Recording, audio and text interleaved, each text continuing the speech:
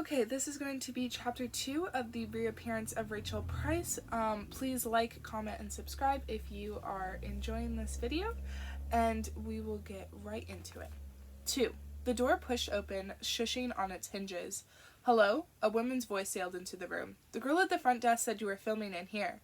Did Belle know that voice? There was a flicker of recognition, but she couldn't place it, not without a face. She tried to see, her stomach clenched, slug waiting in her mouth. Clicking heels on polished wood as the woman approached them. Ramsay pushed up from his chair, nodding at James behind the camera as he did. "Hello," he said in a bright voice. "Thank you so much for arriving so early. I hope your journey was okay. We were just finishing up here, Susan." Belle swallowed, jaw unclenching. For a second there, she thought he was about to say, "Nice to meet you again in person," the woman said, walking over to Ramsay, taking his outstretched hand, bracelets tinkling at her wrist as she shook it up and down. "Susan?"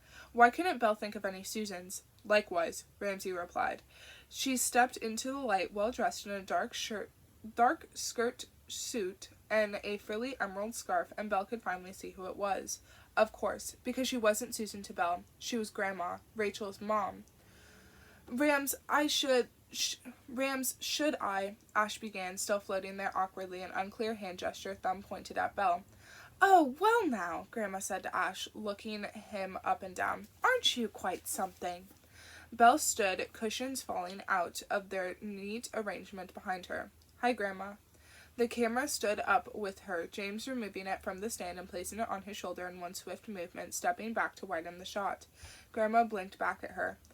"That isn't my Annabelle, is it?" she said, voice rising at the end. "Oh my goodness, just look at you!" In the next moment, Belle's face was pushed into that frilly emerald scarf as Grandma folded her into a tight hug, a cloying smell of perfume filling the back of her throat. "I can't believe it! You look so grown up!" "Well," Belle said, her ribcage too tight, "that's because I did grow up. I've looked like this for a few years now." Grandma stood back to study Belle, bony fingers hooking onto her shoulders. "God, you look so much like Rachel." "No, she fucking didn't." Grandma's eyes misted over, a tremble in her bottom lip as she bit down on it. "Granddaddy would have been so proud to see you all grown up. I'm sad he missed it. If only your father hadn't kept us away from you so much. Cruel, really. My only grandchild." She let go of Belle and reached into her pocket for a wrinkled tissue, blowing her nose loudly, a bird caw filling the room. "Didn't even let you come to the funeral," Grandma sniffed. Belle wouldn't let that slide. "That's because you told him you didn't want him there," she replied, sharpening her tongue, locking her jaw. Was Belle allowed to swear at the woman? How old was she? Early 70s? That was acceptable, right?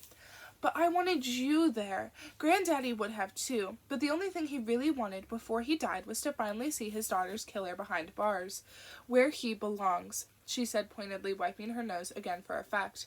And then, "Cancer, 4 years ago," speaking the word in Ramsay's direction. "Very sorry," he said, almost a whisper, like he didn't want to intrude on the scene, disappearing into the background. Were they supposed to be filming this? Grandma smiled sweetly at her, but all Belle could think of was Dad calling Susan a masshole, because she was from Massachusetts and she was in... "Oh, I've just had a perfect idea," she continued, oblivious. "You could come stay with me this summer. It would be so lovely. You can come help me out with the horses. Spend some time in the house your mom grew up in. Get away from that man. What do you think, Annabelle?" What did Belle think? That was an empty offer, and if Grandma really cared, she would have visited or called. But she didn't, and when these cameras were gone, she'd fly off and disappear again. People did that. "Sounds too good to be true."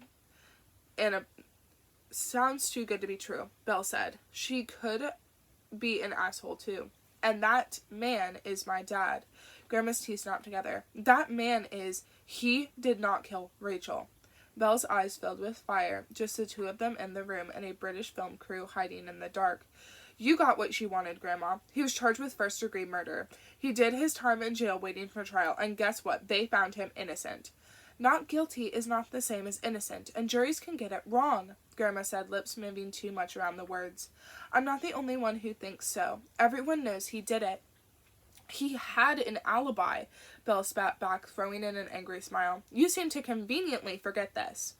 He still had time, Grandma scoffed, turning to find Ramsay. No, Belle would not let her have the last word, not when the cameras were watching, not about Dad. He was at work that day. Around 2 o'clock, he cut his hand. Badly. Injuries sustained when he killed her. Belle laughed. There were witnesses, multiple people in the auto repair shop who saw him cut his hand, Grandma. He bandaged it up and drove to the nearest emergency room. In Berlin, where you and Rachel were. Grandma's eyes lightened like she'd scored a point. Just wait, Belle was going to bury her. That's a coincidence. She locked her jaw and took aim. He's captured by security cameras the entire time he's waiting for a nurse to get his stitches. The entire time he's in the hospital. He leaves at 5:38 exactly and drives home.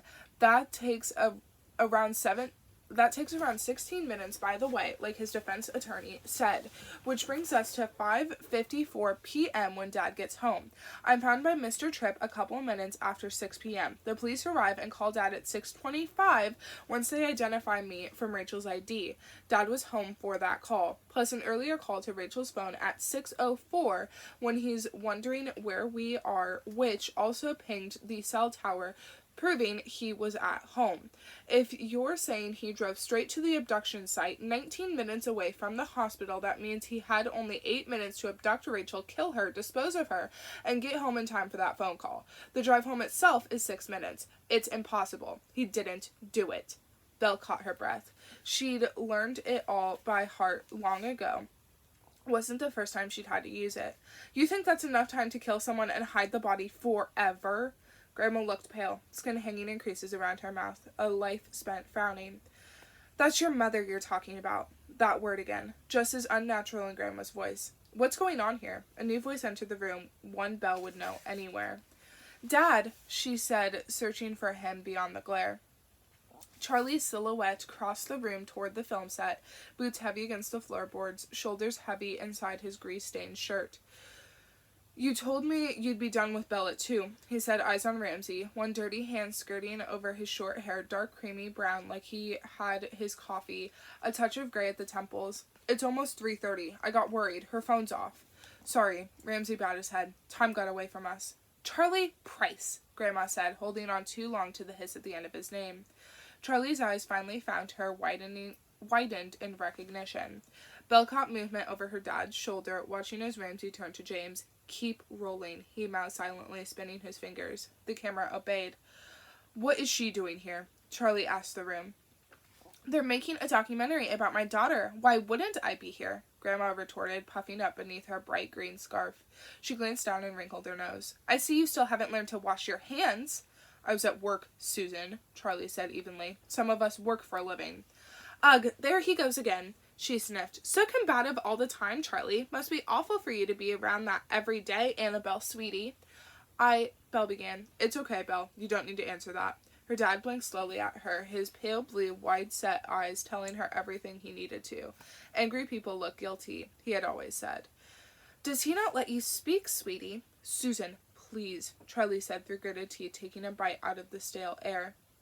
Such a temper, Grandma replied, but she was the only one with a raised voice.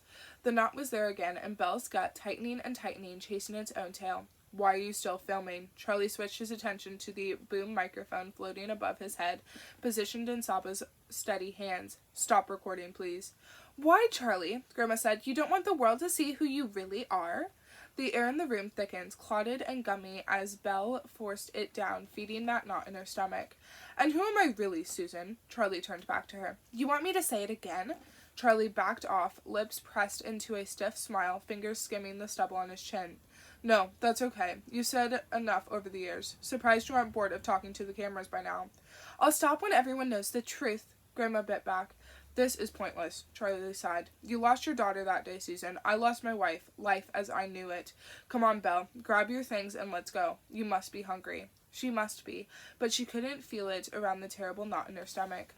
I worry about Annabelle, Grandma said, then grasping for her arm again, but Belle stepped out of her reach. I worry about her in that house, alone with you. Don't be ridiculous, Charlie said. Belle, come on.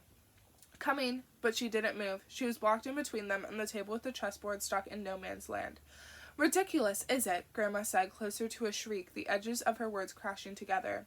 Ridiculous how the women you how the women close to you all seem to end up dead. The room dropped into silence, sickly as it closed in. Charlie narrowed his eyes, the movement creasing his face the same way as a laugh. What do you mean by that? Grandma's neck stretched out of her green scarf like she thought she was winning the war. Your mother, she died when you were 16, didn't she? Belle tried not to gasp. Grandma couldn't be implying that. That was a tragic accident, Charlie said, voice low, a muscle ticking in one cheek. She fell down the stairs and hit her head. I was asleep at the time. Of course you were, Grandma said, a mocking coo in her voice like she was soothing a child. But here's the thing. 2 tragic deaths starts to look like a pattern, Charlie. Charlie laughed, a hollow sound to hide the hurt, shaking his head. Great, he said. So I'm a wife killer and a mother killer now, too. Awesome. Fuck, he shouldn't have said that. It was obviously sarcasm. Anyone could see that. Anyone with sense, but the camera was rolling, and in the wrong hand, someone could make that look very bad. Why had Dad agreed to this documentary anyway? Nothing good could come of it. Belle needed to do something bigger, something worse, to help him now. Fuck you, Susan. Fuck off back to your fucking horses, you horse fucker, she said. Now someone in the room did gasp. Grandma retracted her neck, staring at Belle open-mouthed. Winning shot. Battle over. Come on, kiddo, Charlie said, suppressing a smile as they caught each other's eyes. Let's go. His face hardened. Ramsey, I need a word with you outside. Leave the camera. Yes, sure, Ramsey replied, emerging once more from the background. Ash, see if Susan would like a drink. Cup of tea? Coffee? It's far too late for caffeine, Grandma sniffed, dropping down on a corner of the couch defeated. Oh, right, Ash said, shuffling in awkwardly. Beer? No, Ash, Ramsey hissed, following Charlie to the door. Get her water or something.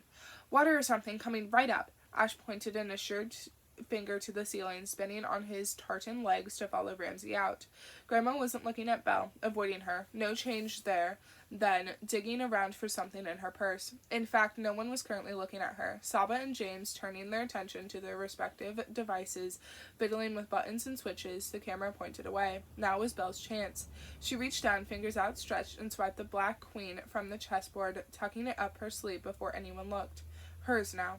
The knot came undone in her gut, the pressure easing, a new lightness in her head as she felt the cool marble against her skin. A strong feeling, but it never lasted. At least the thing itself was permanent. Belle walked away without a backward glance at the queenless board or the woman she hardly knew sitting behind it. Bye, Grandma, she called over her shoulder, cheery and bright. So good to see you. Come visit again sometime. Outside in the parking lot, the cool April breeze tickled Belle's face, the relief already on its way out, a new baby knot of tension ready in her belly, biding its time. Main Street was loud, the noisy whisper of cars, the seismic rumble of a passing 18-wheeler, and some kids squawking across the road, playing with the plastic moose outside Scroggins' General Store. Belle spotted her dad and Ramsey halfway down the lot, close to Dad's gray 4x4, dusty and mud-flecked. I swear to you, Ramsey was saying, hands clasped together in front of his chest. It was not intentional. We went over time with Belle. It took a little while for her to loosen up, and Susan arrived an hour earlier than we told her. They were not meant to overlap, I promise. Belle knew he was telling the truth, but Ramsey hadn't helped her out back there, so he was on his own. That didn't stop you from taking advantage of the situation, keeping the camera rolling, Charlie said, wiping at the stain on his shirt. Look at me. I didn't know I was being filmed today. I'm sorry, but we were making a documentary. That's literally our job, to keep the cameras rolling. You agreed to all this. You signed a contract. Not like that, and you know it. Come on, Charlie. It's not like you're being unfairly compensated here. And I emailed you to let you know about Susan's interview. Charlie scratched his head in frustration. Look, Ramsey leveled his gaze at him. This film is about you and your family, the first time you've ever spoken publicly, a glimpse into your lives, and how they've been affected by Rachel's disappearance. What Susan thinks of you, that's all part of it. The world has heard from her before, but it's up to you to shape the narrative you want to tell, and for what it's worth, I thought you handled yourself very well in there. Whatever Ramsey was doing, it was working. Charlie sighed, blew out his top lip. Fine, he said. No more overlaps, no more surprises. Ramsey held up his hands in surrender. No more surprises, you got it. So, we'll see you and the rest of the family at your house tomorrow. We'll start setting up at 11 if that's still okay. Yes, fine, Charlie said, ready to go. Belle could read it in the shift of his shoulders. You were great today, Belle, Ramsey said, sharing his smile with her. Really great, thank you. Had he already Had he already forgotten all of the time she'd answered, I don't know? Maybe the grandma stuff made up for it. Shame. Belle had probably appeared nice and sweet up until that point. Oh well, she was allowed to look bad. They were almost at the car when Dad finally turned to look at her, locking eyes. Horsefucker, he laughed. Who raised you?